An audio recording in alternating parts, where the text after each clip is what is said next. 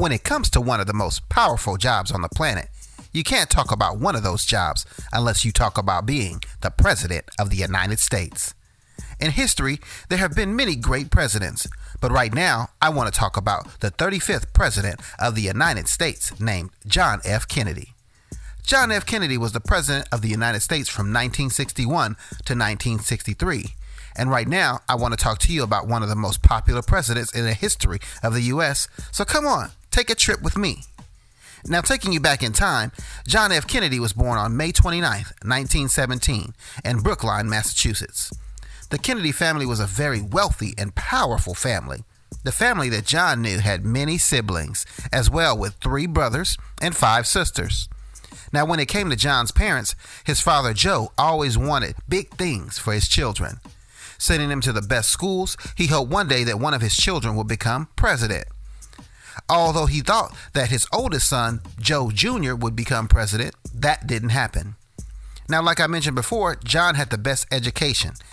As a matter of fact, in 1940, John graduated from one of the most celebrated schools in American history, Harvard University. At that time, his father was an ambassador, and he traveled overseas to watch him work. John went to war in World War II. It was there where he was the commander of torpedo boats.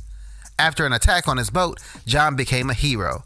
This is where he had dragged a soldier who had got hurt in the attack and was burnt to safety by swimming, and he actually hurt his back. But in the end, he won many medals for bravery. Like many young men, John eventually fell in love. While he was known as one of the most eligible bachelors in the Senate, he met a woman named Jacqueline Bouvier, and not long after that, they both married. Now, like we talked about earlier, John's father, Joe, wanted Joe Jr. to be president, but after Joe died, he turned his sights to John, showing him the ropes in politics. Joe helped John get elected. John served as congressman for 6 years and became a U.S. senator in 1953. Later in 1961, Joe would see his dream of one of his sons coming true as he went into the Oval Office. After spending years in politics, John F. Kennedy won the heart of the American people and became the 35th President of the United States. During his service in the White House, John was most known for the Cuban Missile Crisis. What happened was in 1962, the United States found out that the Soviet Union were building secret missile bases in Cuba to attack the United States. The Cuban Missile Crisis lasted 13 days, and the United States went back and forth with the Soviet Union. This worried many Americans because for the first time in history, the threat of a nuclear war between the United States and the Soviet Union could have been real. When it was all said and done, the nuclear war did not take place and the Soviet Union withdrew its missiles. The U.S. also promised never to invade Cuba without being attacked first. After this huge challenge in American history, John F. Kennedy went on to lead America.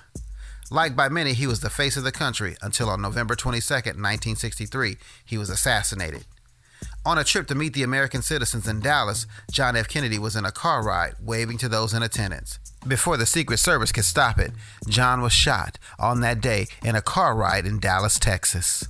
The man who assassinated John F. Kennedy was named Lee Harvey Oswald, who was later killed as well. Well, I hope you enjoyed hanging out with me and learning a little bit about the 35th American president named John F. Kennedy right here on Welcome to Fresburg.